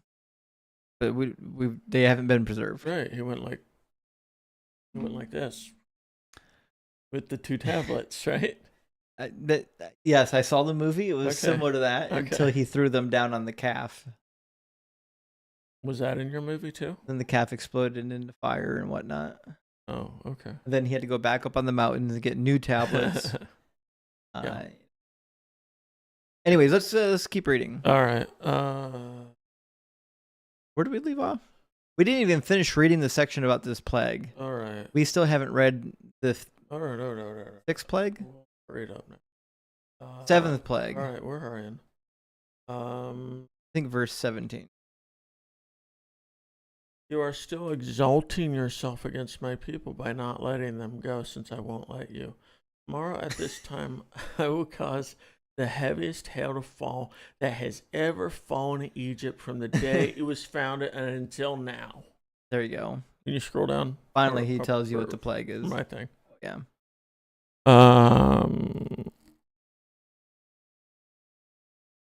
Oh, I thought you were playing footsie with me. It's not me. It's the cat. That's fine. I mean, I'll play footsie with you later if you want, but well, that's later. Right now, it's all business. All right, all business. We're lost in your notes. Always. So there has been hail in Egypt before. You might not think so, because Egypt is pretty hot. Probably for the best though that they do know what hail is. Otherwise, they'd be like falling balls of ice. What is this? You know? But hail does happen in warm areas. I've had hail down in Florida before. What is it? Crazy. Well, hail is formed in the upper portion of the atmosphere where it's much colder. I mean, it doesn't snow in Egypt, yes? No, but snow and hail are different. So when there are certain streams of air, sometimes they will push upwards, like really high. And as they get higher and higher, they get colder and colder and colder. And then eventually they start forming ice balls. Okay. And then when the ice becomes so heavy that even the currents of air can't keep them suspended, obviously then they start falling. So hail can form nearly anywhere, not completely anywhere, but nearly anywhere in the world. But not snow. The snow is a little bit different. Snow is when the drops are I can't say the word. They're participating. But when they're like, I'll help out. That wasn't the word, but precipitation. Oh yeah, that's it. Yeah, when like the smaller molecules of water begin freezing. That makes sense. All right, let's keep going.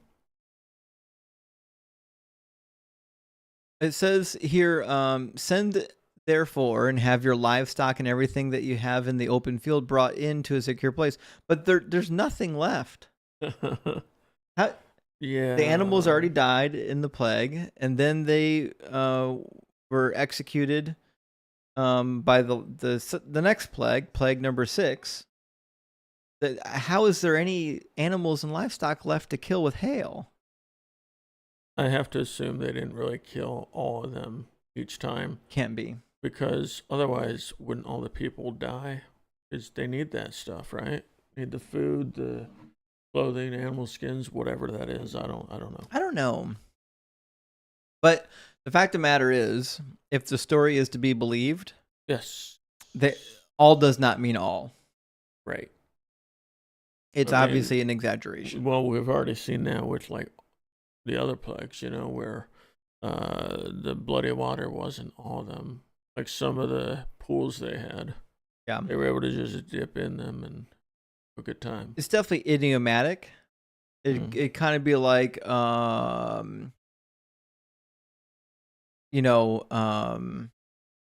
if two rival gangs met and then they told the story later, they might have said, yeah, we killed all of them. But really, the matter is they might have killed like a half of them. I don't know. Like there's idiomatic, isn't that just exaggeration? Well, exaggeration, yeah, but sometimes exaggerations can find its way into your language into an idiomatic expression. Okay. And I suspect that's kind of what we're seeing here. It's just like a hyperbole. That's part of the language expression. Okay, like you're gonna do something till the cows come home. It's kind of like if you went to a party and you were like, everybody was drinking. Yeah. Well, it might not really be true that everybody was drinking, but like a lot of people were drinking. At least 5 of them. Sure. Yeah. So I think that's the best way to read this when they say all is like kind of just a figure of speech. Yeah. Some died and then some more died and then even some more died. And possibly more are left living, because remember when they leave Egypt, they're taking livestock with them. Yeah. That the Egyptians were Yeah. favorably disposed towards them. Mm-hmm. Yeah. Want to read the next verse? Next part? Send therefore and have your livestock and everything that you have in the open field brought to a secure place. Every human or animal that is in the open field, it is not brought under shelter, will die when the hail comes down upon them. Those officials of Pharaoh who feared the word of the Lord hurried their slaves and livestock off to a secure place. Those who did not regard the word of the Lord left their slaves and livestock in the open field. Those sound like real slaves. Yes, they do. Not like the Israelites. Right. So these were people that had no say in any of this. And God killed these people who couldn't decide for themselves whether they wanted to leave. I know having slaves is bad, but does God really need to kill them? Yeah. So it says, those officials who feared the word of the Lord hurried. Can you scroll my thing up? And their slaves and livestock off to a secure place. So we're kind of left to believe, based on verse 21. Yeah. Says, those who did not regard the word of the Lord let their slaves and livestock in the open field, and so then they would have died. Yeah. If God can make a distinction between the Egyptians and the Hebrews so that the Hebrews aren't harmed, yeah, then why wouldn't he also make an Egyptian for these poor Egyptian slaves? He said make an Egyptian. I mean, make an exception for the Egyptian slaves. Yeah. Right? It seems pretty a little barbaric. Is it possible that he did because it's obvious he would, so they didn't need to put it down there because they know God isn't a jerk? No, I don't think that's the case. Okay. I think that this is the perception they had of their God, and they liked it because the slaves were just property. What do we care about the Egyptian slaves? Yeah. You know, they're just a half a step above cattle. Mm. You know, and another full step above women. I'm just joking. Women were equal to slaves. So, nice. Anyways, they weren't highly regarded. But they weren't. They were a little bit higher than slaves, actually. I'm just being facetious. But nevertheless, okay. Think about this for a second. Okay, we've talked before, even today, about how the Israelites couldn't have been literal slaves, and if there was ever a smoking gun, this is the smoking gun. Yeah, to prove it. Yeah, it literally says that some of the Egyptian slaves were left open in the field, which obviously weren't Hebrews, because the Hebrews weren't affected by the plagues. Right, yeah. These Egyptians must have owned actual slaves of Egyptian descent. But I imagine it didn't show that in your 10 Commandments movie, right? Somehow I don't recall that. Yeah, I don't recall that being the case. Yeah. They were making the pyramids, right? Kind of. So remember in the story we're reading here, they're making bricks. Yeah. Well, the most memorable pyramids are made from big, large cut stones. Yeah. The pyramids that were made from bricks are not quite as memorable because a lot of them didn't survive. Because mud brick, as it turns out, doesn't last as long as stone. Okay. So if these people were making pyramids, they were probably making the mud brick pyramids, which have kind of been, a lot of them lost to time and the elements and have eroded away. Okay. But there are still some remains. There are some mud brick pyramid like mounds, heaps of destroyed mud brick. Well, how come I always think of the pyramids and the Israelites making them? Yeah, so why are they just connected like that? Well, there were 3 periods, really 4 periods or more of pyramid building, but there were some distinct episodes.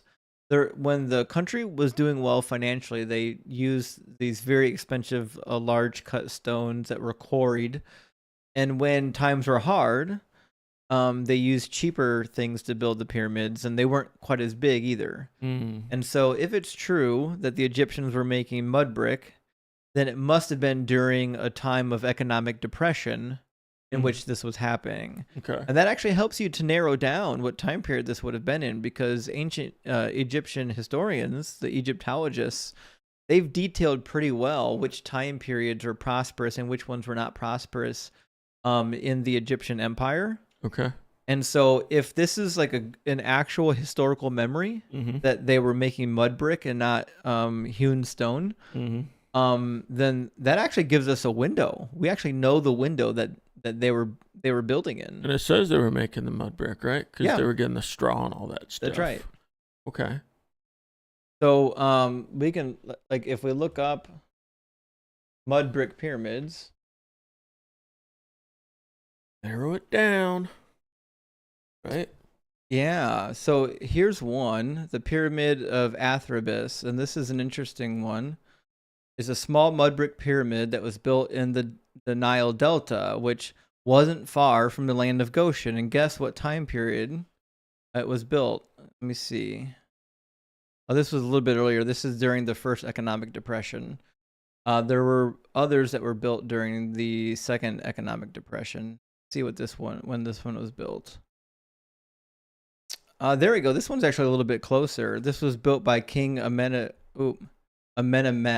III in the 1800s. And if we are tying the Hyksos to the Israelites, okay, then it's possible that this was part of the construction that was during their time period. And that was the Pharaoh there then. Well, that's the thing, is the Bible seems to list Ramses as the Pharaoh, which is clearly off. Well, so I'm saying this is the Pharaoh. Oh, we have no idea, because there were multiple pharaohs during this period of economic decline. Was there how many? Well, I don't know. Couldn't be that many. I'm not an Egyptologist. Didn't pharaohs last a while?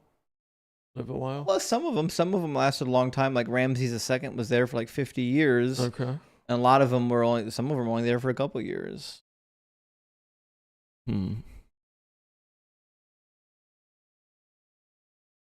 But there are economic periods in Egypt. I haven't looked at it in a while, but there's a chart somewhere that shows you the in Egypt. I need economic periods in ancient Egypt. There we go. So if you, there's a chart somewhere. We don't have to waste time on it, but I'll look for it later, and maybe we can talk about it next week. But Egyptologists pretty well know. In fact, there's a good YouTube channel. If you are interested in Egyptology, it's Ancient Egypt in the Bible. There's a guy on there who's an Egyptologist that I don't think he teaches at university. He might teach at a local college, but I think he spends most of his time teaching on YouTube. But you can learn a lot about ancient Egypt from him. Also, you can read anything written by James Hoffmeyer or Kenneth Kitchens, two very famous Egyptologists, both of them Christian. And you'll learn some of this time period dating. In fact, James Hoffmeyer wrote a book. I think it was Israel in Egypt? Is that the name of it? Yes, I think it was. Let's see, James K. Hoffmeyer. It was Israel. Yeah, Israel in Egypt was the name of the book. And then he also wrote a follow-up book, which is Ancient Israel in Sinai. Wait a minute. I read that book. This one? The other one. This one. Yeah. You like it?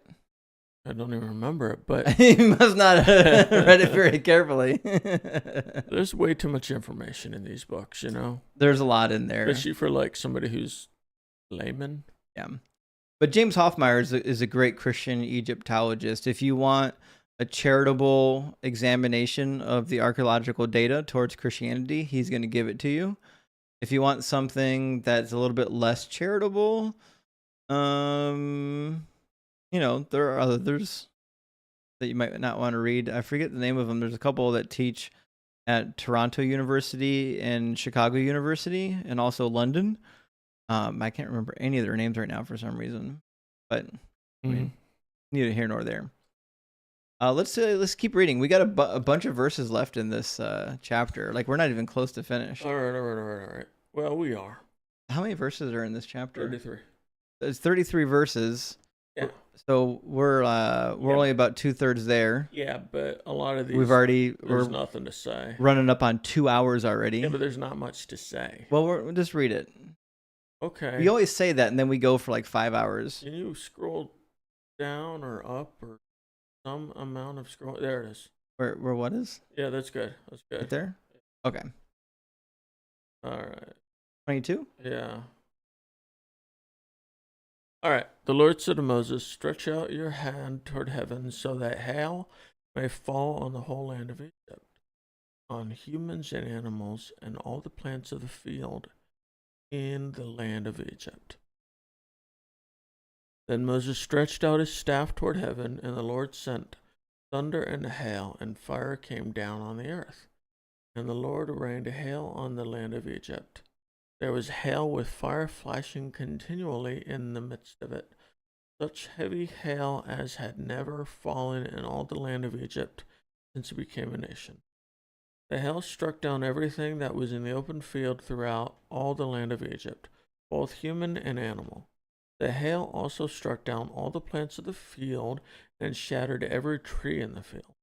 Only in the land of Goshen, where the Israelites were, was there no hail. So remember what we were talking about earlier where you said you want to find like naturalistic explanations for the plagues because it makes it more realistic? Yeah. I think this one's right out. There's no such thing as flaming ice. Well, I mean, I assume they were talking about lightning. I don't think so. Well, it says there was hail with fire flashing continually. Do you think that's fire or lightning? Lightning. You think? Well, because fire couldn't happen. Mm-hmm. Eh? It says the Lord sent thunder and hail, and fire came down on the earth. Right. So it's fire and ice, baby. Thunder and no. Thunder does nothing. Well, thunder is the sound of lightning. Yeah. So I'm not saying there wasn't lightning. No, but I'm saying he sent thunder and hail, and that also provided lightning because the thunder didn't do anything. Yeah. Also, our buddy Chet is here. He gave us our first super chat. Oh, did he really? Yeah, look at that. Well, that's very sweet of him. And I think you met. No, you never met Chet. Why would I meet anybody? He's a friend of mine. He'll be a friend of yours eventually too. Oh, really? So to the point though, the hail, there's fire happening. Because I already have 2 friends on TikTok. You got 2 friends on TikTok. Yeah. Look at you. You and that, you know. I don't know what you mean by Doesn't matter. Let's keep going. Anyways, there's fire and there's hail, and I think we just have to conclude that the narrative here is claiming that God is doing something that only God can do, namely fire and ice. Yeah, I guess. I mean, you know, it could be like little meteor comet things or whatever. You think? What? That's what happened with Sodom and Gomorrah, right? Well, but if that's the case, I mean, it's still fire and ice. Yeah, but I'm just saying it's a more, it makes more sense than just, you were saying, that's right out of because you can't really do fire. Well, I'm saying maybe you can. I'm saying I think it's more cool as a plague if it's literal balls of hail on fire, flaming balls of hail coming into the earth.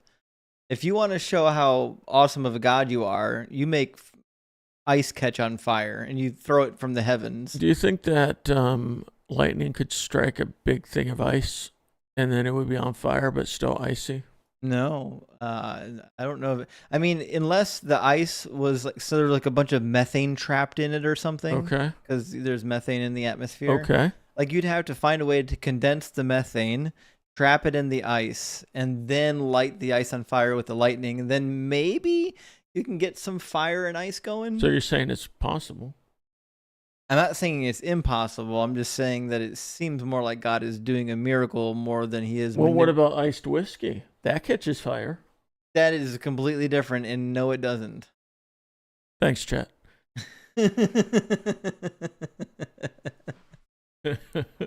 Chet, ice whiskey would not catch fire. The alcohol would have a lower melting point or a higher. What I'm looking for. Well, the alcohol would be left over. So the H2O that's actually in the whiskey would turn to ice, and then the alcohol would unsolidify first and would coalesce. But to the point, it's okay, Chad. Don't worry. But to the point, if the ice is mixed with something that's flammable, we have a shot. Okay. And to Chet's point, if you do freeze whiskey, there will become a point in which it's flammable, just not while it's rock hard. You have to let some of that alcohol start to begin to evaporate as it warms up in the atmosphere. Listen. So when the blood, the river turned to blood, how far was that away from this?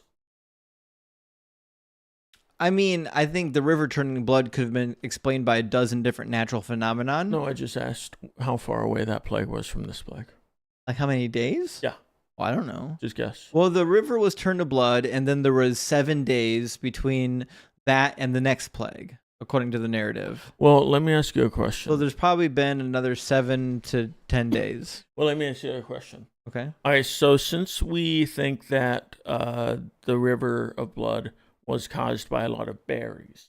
No, we definitely don't believe that. That's an insane theory that only you believe. Right. I would never believe that God caused a mighty wind to come upon the entire world and blow all the red berries into Egypt. Let's just say they do, okay? That's insane. Let's just say they do. All right. I can't. Okay, let me ask you a question. All right, so you were talking about what, precipitation? That thing where the clouds suck water up from the earth, right? Isn't that how that works? Condensation? No, not condensation. I mean evaporation? Yeah, that's it. That's what I Right. said. I said evaporation. Sure. Mm-hmm. Is it possible that the berries were also evaporated? Wait, I'm not. So they're flammable berries now. No, Oh, no, God. no. We know that all fruit can turn alcoholic for a while, right? If it ferments, yeah. Right. So is it Sure. possible that it fermented and then evaporated into the clouds? I'm just asking. Why would we do? I'm just asking the question. Is that So your theory is that a strong wind blew across the world and carried all of the red berries to Egypt, and then they began to ferment. Yeah. And then the alcohol byproduct from the yeast feeding on the sugars caused an extreme amount of alcohol to be created and then evaporate into the atmosphere, which then theoretically would have combined with the hail. I think that's crazy, and I think I would rather believe that God just did something really awesome. I think to posit what you're positing, you're still relying on God doing something completely impossible, but now it's not just impossible, it's silly. It's also silly, huh? Just saying. I disagree. I don't know. I actually kind of want to write a paper on this. I mean, I'll read it. You write it, I'll read it. Okay. Speaking of that, we got to keep reading. There's gonna be a 3-hour episode on one chapter if we keep this pace up. I know, but there's just so much to talk about. There's a lot here unrelated to the chapter. The plagues are the best part of the book, minus the whole part where God, burns the calf up and makes a drink out of the ashes and forces all the Israelites to drink the ashes, and then sends the people out to execute their own brothers and sisters by this. We'll get there. Okay. But the plagues are fun. So much fun. Yeah. All right, we'll continue then, huh? Yeah, I think we're in verse 27. Yes. Right. So the hail came down. There was fire and lightning, and all hell broke loose. Except for in Goshen. Damn straight. Okay. 27. Then Pharaoh summoned Moses and Aaron and said to them, "This time I have sinned. The Lord is in the right, and I and my people are in the wrong. Pray to the Lord. Enough of God's thunder and hail. I will let you go. You need stay no longer." Moses said to him, "As soon as I have gone out of the city, I will stretch out my hands to the Lord. The thunder will cease, and there will be no more hail, so that you may know that the earth is the Lord's. But as for you and your officials, I know that you you do not yet fear the Lord. So how does Moses know this exactly? Didn't Pharaoh just tell him they was wrong and he's going to let him go? That's the thing. Moses is calling him a liar. Basically what's happened. But, I mean, we have to talk about the logistics. Again, if there's nothing but hail and fire raining down from the heavens, how are Moses and Aaron getting to the palace where the king is? They probably had umbrellas or something, right? I mean, something, but like, have to be pretty damn serious. Maybe planks of reed mats or wood or. Well, let me say something. Was Goshen spared, or were the Israelites spared? I think Goshen. You don't think the Israelites could have ran around in Egypt and been fine? Well, maybe it says only in the land of Goshen, right? So it says. Hail struck down everything that was in the open field throughout all the land of Egypt, both human and animal. The hail also struck down all the plants of the field and shattered every tree in the field, only in the land of Goshen. So if they were going to Pharaoh, because Pharaoh summoned them, obviously, they needed some protection from the hail. Or did God do a crazy miracle and give them a bubble of no hail to walk through? They would just like ran between the hail drops. I don't know if that's how that works. That's how I run between the raindrops. So I was just about to ask, have you ever dodged the rain? Is that an effective method? It is for me. You know, liars go to hell. Revelation 21:8. Well,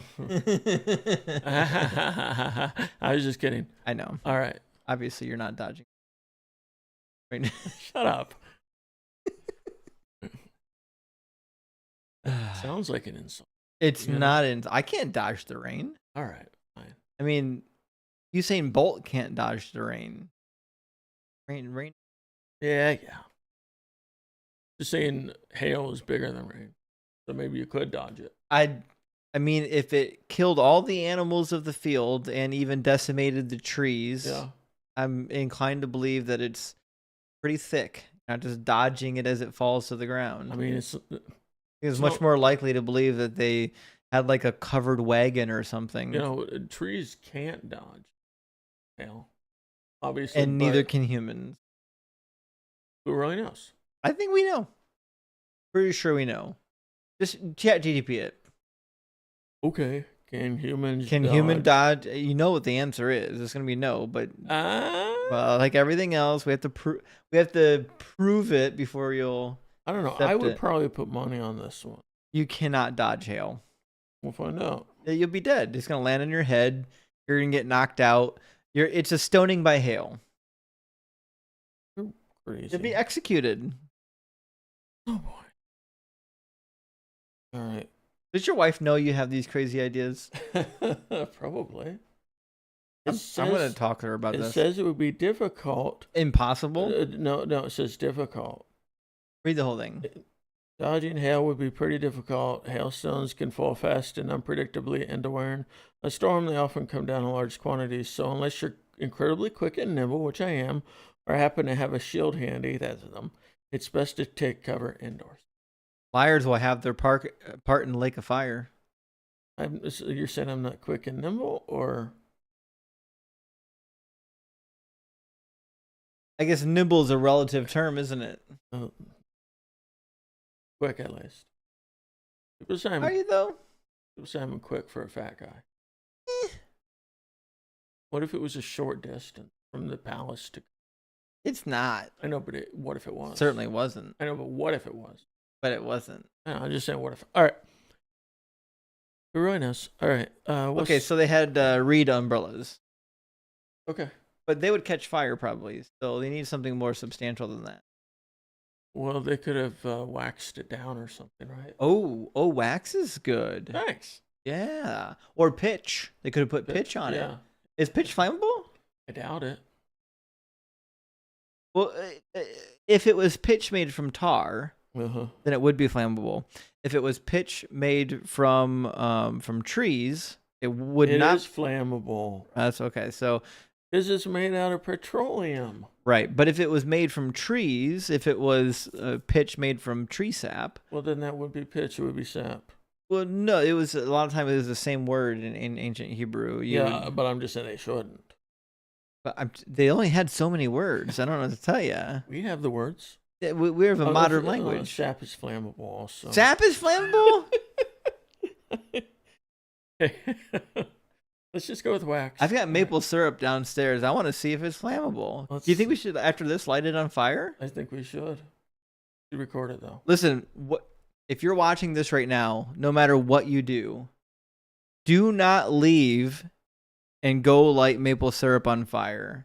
This is for educational purposes only, but I'm lighting some maple syrup on fire after this. Anyways, so we've learned some things here.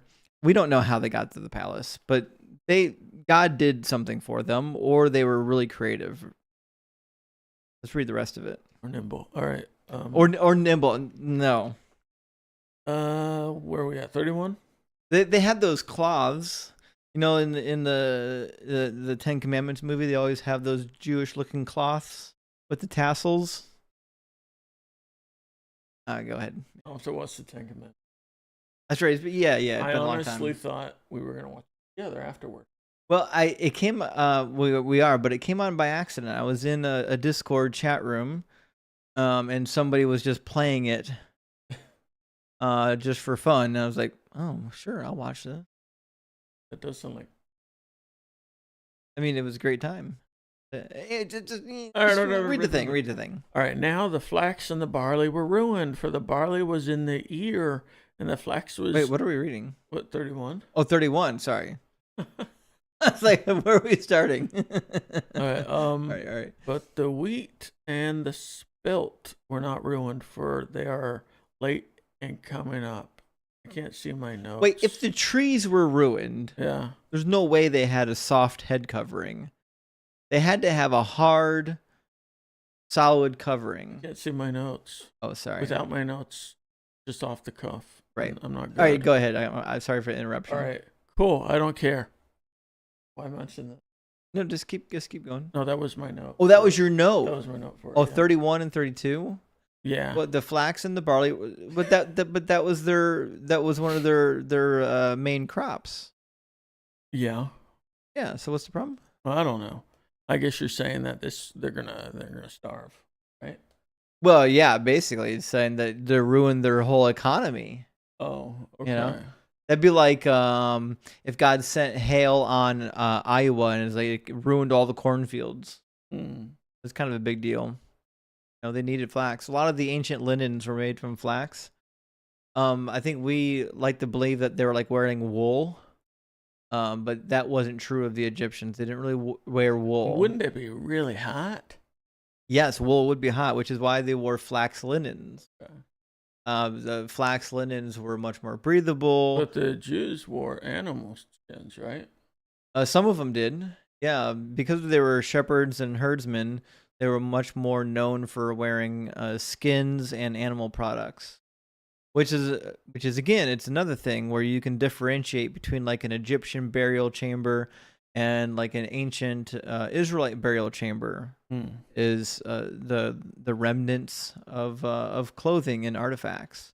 Burial tombs are one of the best places to learn about whoever lived there. There's tons of fun stuff in burial chambers. There's probably nothing about poor people, right? Well, it's poor people were often just placed in communal caves until their body deteriorated so much that their bones could be collected. And then their bones would be placed somewhere safe, much like what we do with cremation today, where we keep the remains of our loved ones until our next generation dies, and then we forget who is even in the urn, and then they end up throwing it away. Right. Yeah. Like, have you ever seen somebody's ashes survive more than one generation? No. That's not really a thing. I'm going to have my ashes scattered somewhere. Nice. I don't know where yet, though. I'm going to be turned into it. But, the ancient Christians wouldn't get cremated because they thought it would prevent you from being resurrected. Which is really Well, it's really weird, but you remember they thought they were going to resurrect imminently. They thought Jesus was coming back, so they're like, and they probably didn't realize how quickly the process of I don't know. Listen, there's a lot of hang-ups around this whole resurrection thing in the early church and their burial practices, but needless to say, they didn't like cremation, even though the Romans advocated for it, and they even made fun of the Jewish people for not cremating their people. They thought it was like a dirty practice to allow people to decompose the way that they were doing it. Oh. Yeah, I wonder if it says anything in the Bible about. Not a ton. Okay. Anyway, sorry to interrupt. You can keep reading. All right. So Moses left Pharaoh, went out of the city, and stretched out his hands to the Lord. Then the thunder and hail ceased, and the rain no longer poured down on the earth. But when Pharaoh saw that the rain and the hail and the thunder had ceased, he sinned once more and hardened his heart, he and his officials. So the heart of Pharaoh was hardened, and he would not let the Israelites go, just as the Lord had spoken through Moses. So which one is it? Pharaoh hardened his own heart, or God hardened it for him? Seems to be blurry. This needs some translation. I don't think we need to compare this to the Message. So the New International Version says the Pharaoh hardened his own heart. Okay. That's the same with King James, New Living, New King James, and Established Standard Version. The ESV, the English Standard Version. Yeah, I was close. All right. So this one, it's so is it this one time that the Bible wants us to believe that the Pharaoh wasn't actually influenced by God? One time. Well, see, that's the thing. It says, so the heart of Pharaoh was hardened. And if we look that up in Hebrew, it probably refers to the heart in the passive tense. Let me check real quick to see what it actually says. Because it doesn't necessarily say that Pharaoh hardened his heart. It says that the heart of Pharaoh was hardened, which means anybody could have been acting upon his heart. You sure that's what it says? Well, we just read it. Read it again. 35. He sinned once more and hardened his heart. I just read that. No, read it right there on the screen. Well, what's that version? This is the NRSV. The heart of Pharaoh was hardened. It doesn't talk about sinning. That's weird. Isn't that weird? Oh, wait, it says it beforehand. Right. So we can pull it up in an interlinear translation. It's Exodus 9:35. And Bible Hub will have a interlinear translation that you and I can both read together. So this is just a standard verb, actually. It's not in the passive formulation, which is really interesting. So I was right? Not really. Not as wrong as I was. So it basically, rather than saying, so Pharaoh's heart was hardened as though it was in the passive tense, it would say something more akin to Pharaoh's heart hardened without giving causation. You know what I mean? So it's basically not attributing any kind of causation here, either by Pharaoh or by God. It's literally just suggesting that his heart became hard. It doesn't say who. All right. Let me ask you a question. When God was hardening Pharaoh's heart, was Pharaoh sinning? I mean, I would think not. Like, if God is causing it to happen, I wouldn't be inclined to believe that that was Pharaoh doing the thing. Well, then why does it include sinning here specifically and no other place? Well, yeah, so if this is the case where it says that Pharaoh sinned once more and hardened... we looked at 35. 34 seems to say what you're saying. Let's look at 34. Because it sounded a little bit different in the English. It says the thunder and hail... There we go. And yet more... Oh, that's a fun word. And then we've got... oh, really? An infinitive? So, khatat, this is a different form of the verb. It typically means to sin. This lamed here in front of it is basically turning it into an infinitive verb. which means to do something. So if I said, I need to go, that's an infinitive form of the verb go. Okay. Which is really weird here. Now, sometimes in Hebrew, they'll use an infinitive as a noun, if that makes sense. So when it says to go or to sin here, it could be like a stative verb, almost like a noun or an abstract, where it says, and yet more he sinned, even though it's in the infinitive. It's a very strange way to say what it says. But it seems to be that he is the one doing it, at least. But that's the problem, is in this construction, it doesn't tell you if it's masculine. It doesn't tell you if it's singular.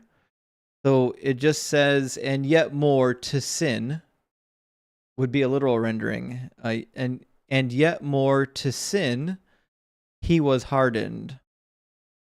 Or made heavy. So this is, the root word here is kavod, or kavad would be the verbal tense of that, which means to make heavy.